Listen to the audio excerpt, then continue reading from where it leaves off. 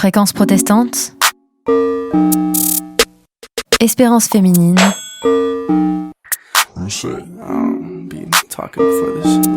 Carole Gallois.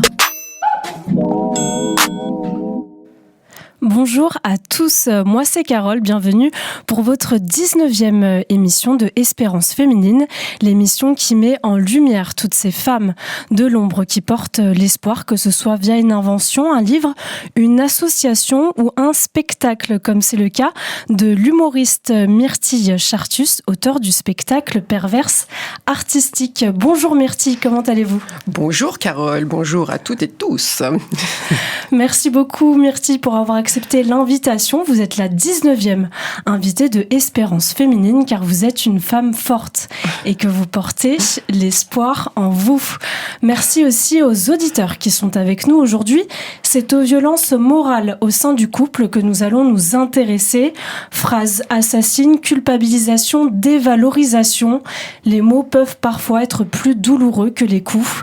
Certaines relations sont toxiques et tellement sournoises que l'on ne s'aperçoit pas de leur nocivité et de leur dangerosité, avec le risque d'une issue tragique. Aujourd'hui, vous l'avez peut-être déjà compris, on va parler des pervers narcissiques. Ils représenteraient 2 à 3% de la population.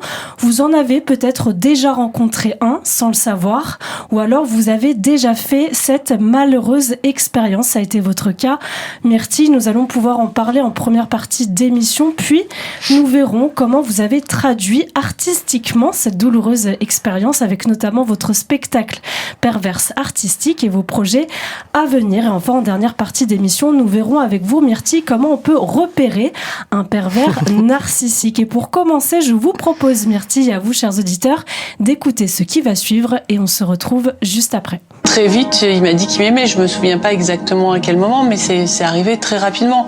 Et il le répétait souvent. Au début, je me suis un peu méfiée parce que je trouvais que c'était un peu rapide. Il me disait que j'étais vraiment la femme de sa vie. Et en fait, on avait passé une journée où moi-même, je m'étais dévoilée à lui. Comme s'il venait dans la bienveillance. Me dire, mais je suis là. Et puis, t'as jamais été aimée. Donc moi, je vais te montrer ce que c'est. Parce qu'évidemment, au début, on se confie à cet être merveilleux. On va parler de ses propres failles, des choses qu'on n'a jamais dites à d'autres personnes. Quelque part, il a donné tout ce que j'avais envie d'avoir chez un homme, il a dit tout ce que j'avais envie d'entendre, et donc j'ai eu l'impression que c'était réellement, j'aime pas cette expression prince charmant, mais c'était réellement quelqu'un avec qui je pouvais faire un bout de chemin, sinon ma vie. Une réaction, Myrtille ? Oui, c'est exactement ça. Je pourrais peut-être commencer, parce que comme moi je suis humoriste, que j'aime bien jouer avec les mots justement, peut-être par donner la définition du ce qu'est le pervers narcissique, justement, en 2 mots. Justement, vous me devancez, c'était la toute première question que j'allais vous poser. Qu'est-ce qu'un pervers narcissique pour les auditeurs qui ne savent pas ce que c'est ? Eh bien, on va partir déjà en 2 mots. Pour soigner les mots, moi, j'aime bien utiliser les mots, M-O-T-S, justement. Et le pervers, ça vient du mot pervertere en latin, d'origine latine, l'étymologie. Et ça veut dire sans aller sens dessus, dessous. Sens, S-E-N-S. Et sans dessus, c'est-à-dire que tout devient à l'envers avec le pervers narcissique. Et c'est quelqu'un qui vous qui vous détourne de votre propre nature. Et ça, c'est très intéressant quand on sait ça, parce que ça veut dire que c'est quelqu'un qui va vous mettre la tête à l'envers en très peu de temps, en fait. Et le narcissique, je trouve que c'est un petit peu mal choisi, finalement, parce que c'est quelqu'un qui se sert de l'image de l'autre pour se créer une image et qui se narcissise à travers l'image de l'autre, justement. Alors, peut-être que, voilà, c'est un amour de soi. Être narcissique, c'est vraiment être amoureux de soi. C'est une forme de perversion aussi, quelque part. Sauf que là, le pervers se narcissise à travers l'image de l'autre. Et c'est pour ça, comme disait la dame juste avant, qu'on a l'impression que c'est le prince charmant au bout de pas longtemps, parce qu'en fait, il vous projette votre propre image sur vous, donc vous avez l'impression que c'est quelqu'un qui vous aime profondément, et puis jusqu'à ce qu'il essaie de casser le miroir, justement, et de s'accaparer votre propre image, voire de la détruire, je dirais même de la détruire. En fait, c'est une personne qui a une image dévalorisante d'elle-même et qui se valorise en rabaissant les autres. Exactement. Oui, en rabaissant, mais qui arrive de manière détournée, justement. Avec l'amour fou, au début, c'est quelqu'un qui met complètement la femme, ou un homme, parce que les femmes peuvent être perverses, bien sûr. narcissiques, et après l'amour fou, là, on passe au contrôle. Oui, et puis c'est surtout que le pervers narcissique, c'est pas que dans les relations sentimentales, c'est aussi dans le travail, ça peut se retrouver partout. Moi, j'en parle justement dans un film, on aura peut-être l'occasion d'en parler tout à l'heure. Oui, en deuxième partie d'émission, on parlera justement des pervers narcissiques au sens professionnel. Exactement. Mais là, le pervers narcissique, pour le coup, le mot sentiment, qui s'écrit aussi en 2 mots pour moi, et le mot compliment, qui s'écrit aussi en 2 mots, c'est-à-dire qu'ils finissent par le mot mentir. Il faut toujours se méfier des choses qui finissent par le moment. C'est ça qu'il utilise, le pervers, en permanence. Et il souffle le chaud et le froid en permanence. Et au début, on voit pas venir la chose parce qu'il vous attaque droit au cœur et c'est un peu comme un poison. C'est-à-dire qu'il se distille, il arrive doucement et d'un seul coup, pouf, dès que le toxique arrive jusqu'au cœur, là, c'est foutu.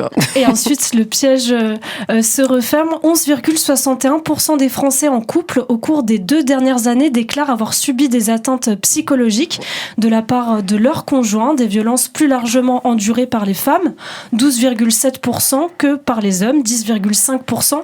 Que pensez-vous de ces chiffres, Myrtille ? Bon, je suis guère étonnée, mais c'est quand même vachement important quand on y pense. C'est quand même 11%, vous dites, c'est quand même énorme. Mais c'est vrai que je pense que tout le monde en a plus ou moins rencontré un dans sa vie. Mais il y en a qui en font collection aussi parce qu'ils ont une nature à les attirer. Je sais de quoi je cause. Moi, j'ai une collection incroyable. J'ai un beau tableau de chasse de pervers, moi. Mais tout le monde ne peut pas avoir une relation avec ce type de personne quand même, néanmoins. Parce qu'il y a des gens qui ne sont... ça demande de l'entretien, j'imagine, non ? Oui, mais tout le monde ne peut pas être attaqué par un pervers. Il faut déjà être 2 pour subir ce genre de relation. On va revenir sur votre histoire, Myrtille, pour les auditeurs qui ne vous connaissent pas. Vous êtes une artiste complète, vous êtes comédienne, vous jouez en télévision, sur scène, au théâtre, vous écrivez des livres, vous montez vos propres spectacles. Et il y a un sujet qui revient dans votre univers artistique, celle de la perversion narcissique, car c'est malheureusement quelque chose que vous avez connu très jeune. Vous avez subi du harcèlement scolaire lorsque vous étiez au collège et à 16 ans, vous avez fait la rencontre d'un pervers narcissique. Vous étiez alors modèle photo. Pouvez-vous nous en dire plus ? Oui, moi j'ai toujours été dans les arts divers et avariés. J'ai toujours été dans le milieu artistique et du coup, je trouvais ça assez naturel de poser pour un peintre à 16 ans. Bon, il n'y avait rien de scabreux là-dedans, au contraire. Sauf qu'il prenait des photos. Vous étiez nue ? Oui, j'étais nue. J'étais nue. Mais justement, c'est là le drame du truc, c'est que lui faisait des photos pour les transformer en tableau ensuite. Et puis moi, je voyais pas ce qu'il faisait. C'était tout à fait enfantin, limite comme pose.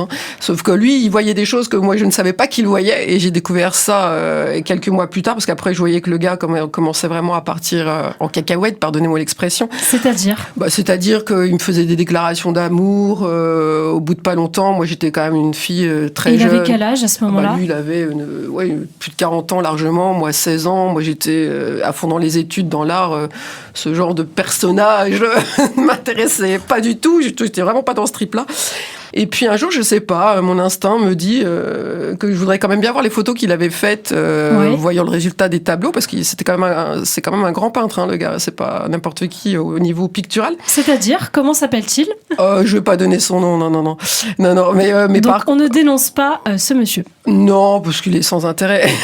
En tout cas, il n'y a pas eu d'agression physique. Non, mais par contre, il y a eu de la violence psychologique, par contre. Psychologique et d'image, parce que quand j'ai vu les photos, j'ai vu que lui, maintenant je peux en parler, parce que moi je suis adulte, voilà, maintenant ça y est, c'est un peu passé, mais ce que je veux dire, c'est que ce que lui voyait sur les photos, moi j'avais pas conscience de ce qu'il voyait, et ça m'a tellement choqué quand j'ai vu le résultat de ce que lui voyait en photo pour en faire des tableaux que... Parce qu'il voyait quoi ? Il voyait plus de nudité qu'il ne fallait en voir, Et moi, j'avais aucune conscience de ça parce que quand on pose, lui, il avait un appareil, voilà, vous savez, la sellblade, là où on voit pas du tout ce que le photographe voit. Donc lui, il avait déjà un objectif, c'est le cas de le dire, de voir certaines choses de manière très perverse, justement. Et alors que moi, j'avais pas du tout conscience de ça. Parce que vous étiez innocente, en plus, vous aviez 16 ans, donc vous étiez très jeune. Vous parlez de cette expérience que vous avez eue avec ce peintre dans votre livre, Ni parfaite ni refaite. La beauté n'est pas une figure imposée que je recommande aux auditeurs. Vous avez déclaré à ce sujet que le rêve de ce peintre était de voler votre virginité. Quels ont été les mots ou les attitudes de cet homme qui vous ont poussé à cette conclusion? J'ai vécu ça comme un viol narcissique, un viol pictural, un viol de ma personne, parce que à cet âge-là, je vous jure, moi, je veux dire, j'étais vraiment pas là-dedans et j'étais extrêmement choquée. Moi, j'étais dans la candeur, pareil, de l'art, toujours. C'est d'ailleurs pour ça que j'ai appelé mon spectacle perverse artistique, puisque un de mes ex, qui était aussi un PN, j'adore ce mot PN. C'est comme ça qu'on appelle les pervers narcissiques pour les auditeurs qui nous écoutent, qui ne connaissent pas ce terme. On les dénomme les PN. Les PN, c'est joli. Hein. On trouve des diminutifs, ça fait comme si c'était branché d'être pervers narcissique. Oh, moi aussi, je connais un PN. Mais oui, du coup, il m'a dit que j'étais une perverse, il m'a pas dit que j'étais une perverse, il m'a dit que j'étais une hystérique artistique. Et du coup, j'ai voulu détourner ça en me servant justement de mon expérience, entre guillemets, avec les vrais pervers narcissiques, eux. Et voilà. C'est vrai qu'il y a une forme de folie dans votre art, si je peux me permettre, car j'étais partie voir votre one-woman show perverse artistique. On pourra en parler en deuxième partie d'émission. Et c'est vrai que ça envoie. On se retrouve avec une décharge incroyable, d'humour, bien sûr. Mais c'est vrai qu'il y a une forme de folie douce, mais qui est en tout cas très belle à écouter. La folie douce. Je ne sais pas ce que c'est que la folie, mais...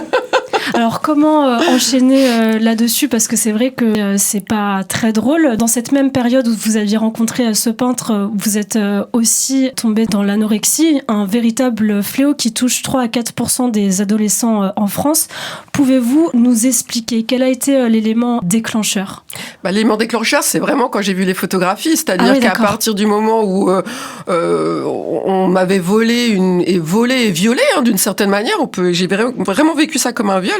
D'un seul coup, j'ai voulu gommer tout ça, et c'est un peu aussi ce que veulent les pervers. Hein. C'est vous gommer, vous détruire, vous pomper toute votre essence, parce le qu'il peu de vous valeur disait que vous quoi, avez. En fait, il vous rabaissait. Il me rabaissait. Alors moi, il avait une petite tendance. C'est d'ailleurs pour ça que j'en parle dans mon livre. Il me disait, alors toi, on peut te trouver magnifique, comme on peut te trouver pas répugnante, mais repoussante. Enfin voilà. Et donc il passait d'une émotion à une autre. Un coup, il vous trouvait super belle, et puis 5 minutes après, il vous trouverait repoussante. Oui, et c'était pas le terme exact, mais c'était vraiment un terme vraiment pour me dire que j'étais horrible et magnifique en même temps. Et c'est pour ça que moi j'aime à dire maintenant, parce que moi j'ai détourné ça à ma manière à moi humoristique, que je suis belle et moche. Mais lui, il avait une façon de le dire qui était fortement destructrice, surtout pour une gamine de 16 ans. Surtout à 16 ans, oui. Et du coup, c'était ça l'élément déclencheur, c'est quand j'ai eu conscience de ce qu'il avait vu de moi que je ne voulais absolument pas montrer, et que lui était allé chercher de manière... très perverse, pas saine du tout. Quelques années plus tard, vous faites la rencontre, pour reprendre vos termes, de votre premier amoureux, un homme avec lequel vous êtes resté 4 années de votre vie et avec qui vous aviez une différence d'âge assez conséquente, 20 ans de différence d'âge. Il avait 44 ans et vous 23 ans, il était aussi père de famille. Comment se sont passées les premières années avec cet homme? En fait, lui, moi, j'avais pas pareil. Hein, j'avais pas une expérience démoniaque. Hein, j'étais quand même un peu gamine dans ma tête. Je le suis un peu toujours, mais bon. Et du coup, il s'est approché en étant un peu l'être de confiance, pareil, avec tout ce qu'il pouvait apporter de charme et puis de bienveillance au départ. Et puis le côté père de famille, finalement, ça me donnait un petit côté rassurant. Puisque maintenant, vu que je raconte toute ma vie aujourd'hui, on va y aller, vu que moi, j'ai pas connu mon père, ou vraiment sur le tard. Et il jouait sur ça? Ah oui, il jouait sur ça à fond. Et puis moi, j'étais attirée par ça aussi. Exemple il me disait rien, c'est juste que comme il était père de famille, pour moi, c'était une image rassurante. Quelqu'un qui avait 20 ans d'écart, on n'est jamais avec quelqu'un qui est âgé comme ça, enfin plus âgé que ça, que soit à ce niveau-là, pour rien. Je veux dire, c'est pareil. Sans raison psychologique. Sans raison, oui, psychologique. Et puis vraiment, c'était rassurant pour moi qu'il soit père de de famille au début. Mais après, il s'amusait à jouer sur les tableaux avec ses enfants, ses filles, parce qu'évidemment, c'était des filles. Il vous mettait en concurrence avec ses propres filles. Tout le temps. Et puis, jusqu'au point d'en faire quelque chose de malsain, vraiment aussi. Mais pour le coup, parce qu'il savait toucher là où ça faisait mal aussi. Je veux dire, tout le monde... moi, j'ai une relation fusionnelle avec ma mère, donc il essayait de détruire tout ce qui est autour de moi. Donc, la relation fusionnelle que j'ai avec ma mère, c'est ça qu'il essayait de détruire. Parce que le pervers, il essaie pas de détruire ce que vous avez pas. Il essaie de voler ce que vous avez. Donc, c'est comme quelqu'un... j'ai entendu ça il y a pas très longtemps dans un reportage YouTube vachement bien, et le gars disait, mais tout le monde est attiré par ce qui a de la valeur, sauf qu'il y en a qui veulent se l'accaparer, la valeur, donc le pervers, et il y a ceux qui veulent juste vivre à côté de la valeur pour justement s'élever.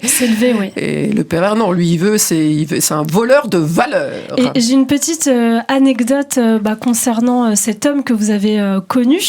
Il vous achetait des sous-vêtements, d'ailleurs, faire des cadeaux est quelque chose d'assez fréquent venant d'un pervers narcissique, parce que ça leur permet finalement d'avoir le contrôle sur la personne.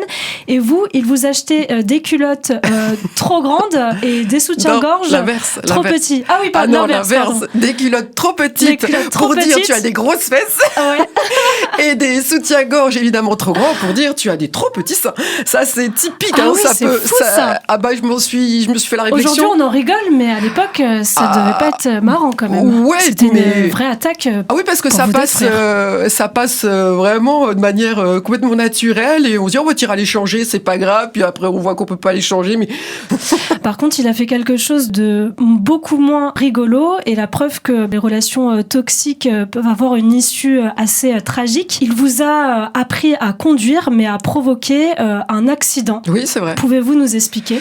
En fait, pareil, j'étais dans une forme de cordeur en me disant il va m'apprendre à conduire. En plus, c'est lui qui l'avait proposé.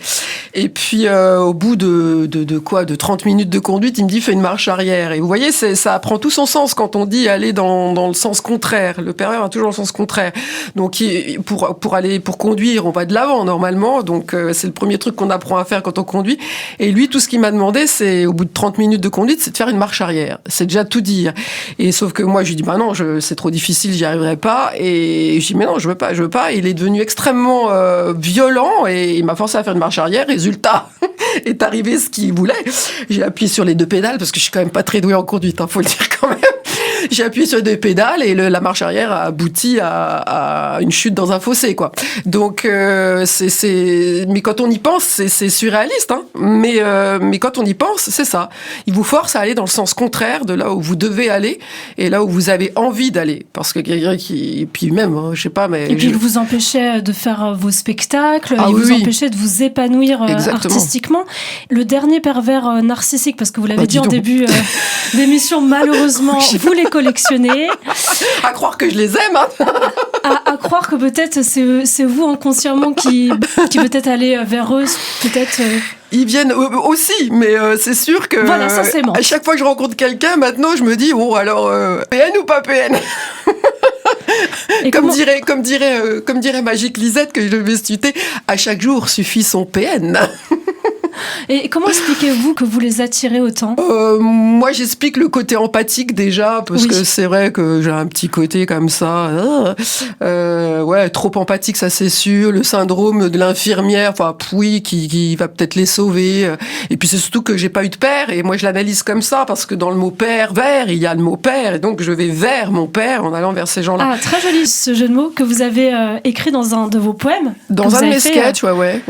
Et du coup, oui, je pense que c'est ça, et inconsciemment, parce que moi je me rattache beaucoup aux mots, et ça m'aide beaucoup d'ailleurs, parce que je les attire de moins en moins quand même, hein, et je les repère à 10 km maintenant.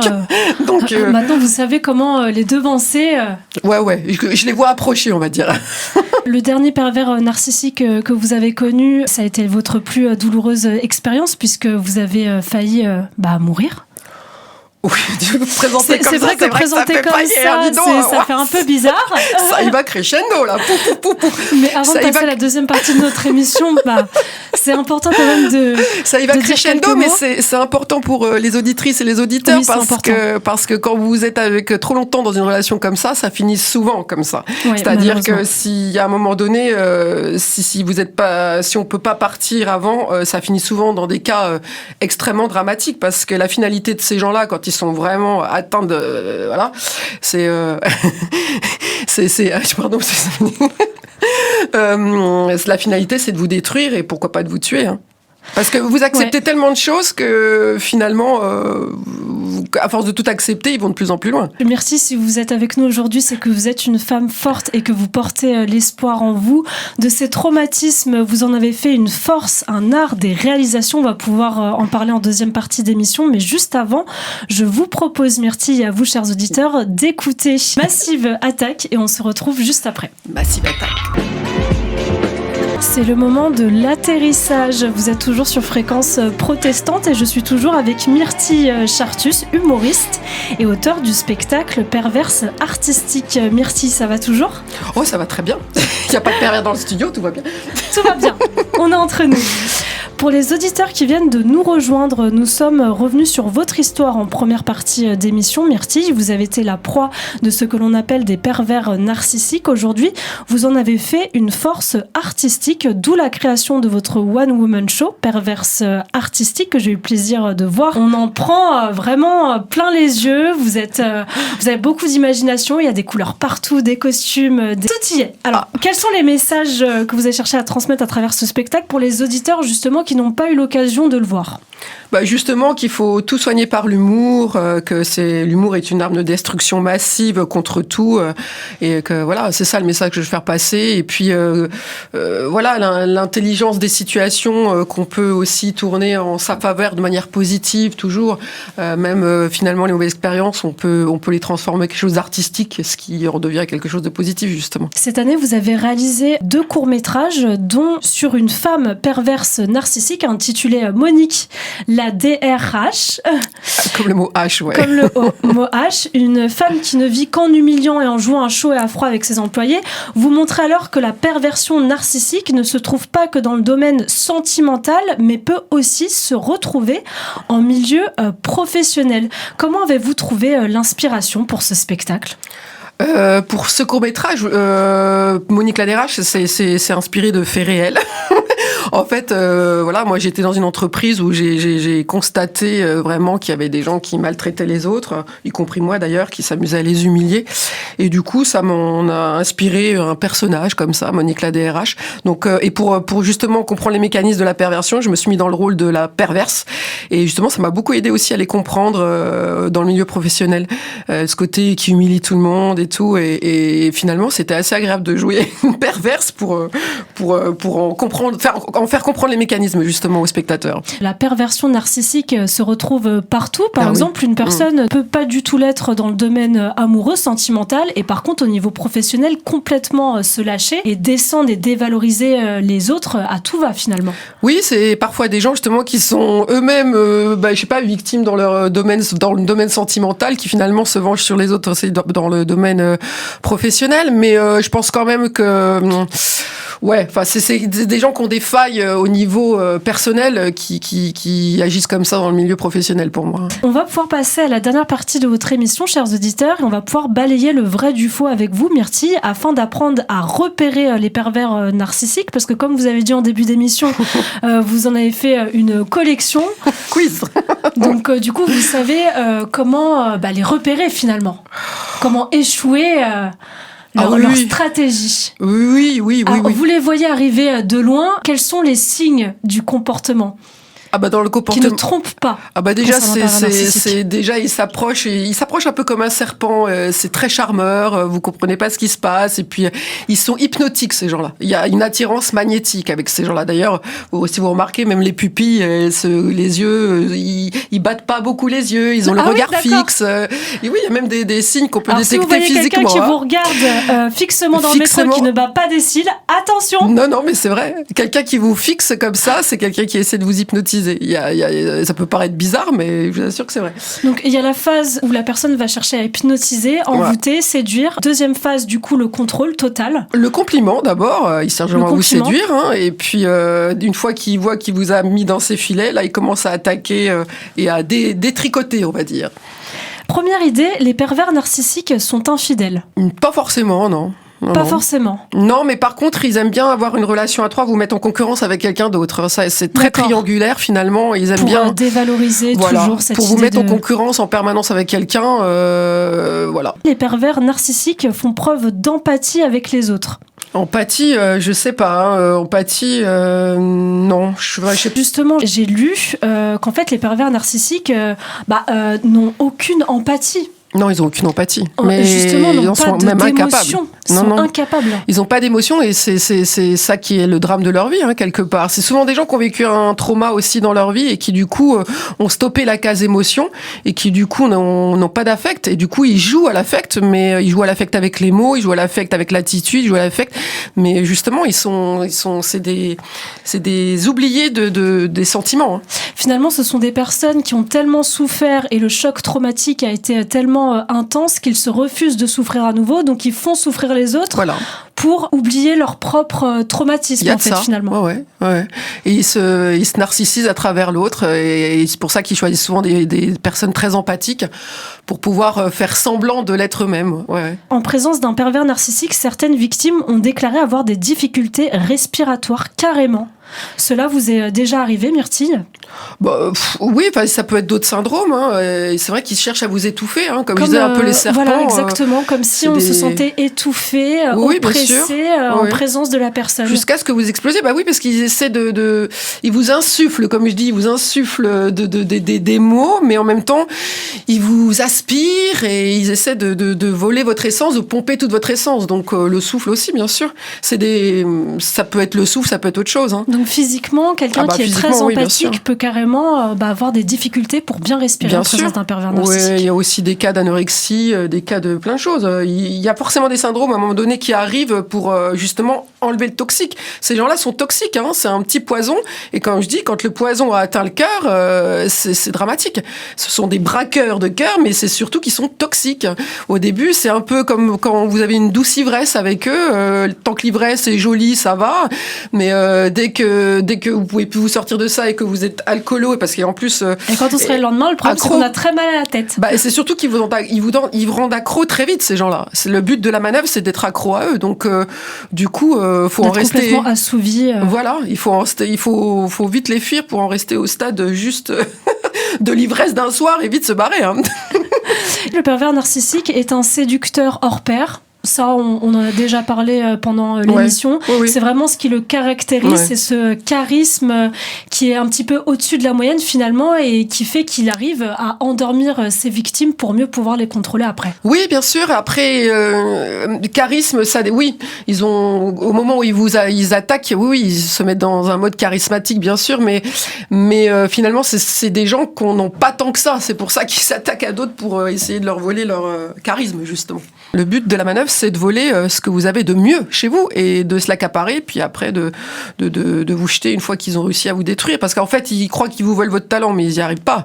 Et l'idée, c'est juste de voler et de se barrer avec, mais c'est le but pour juste vous l'enlever.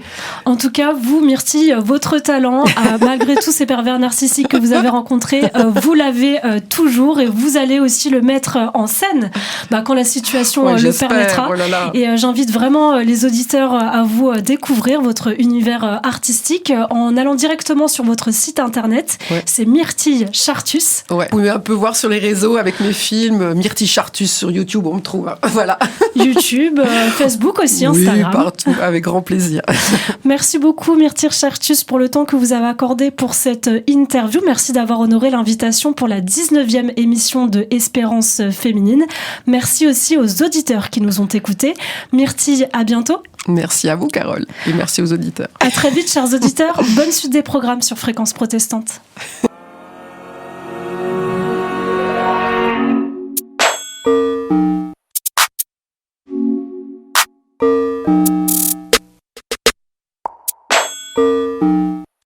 Shit, I don't be talking before this shit. Listen. No time for no lies.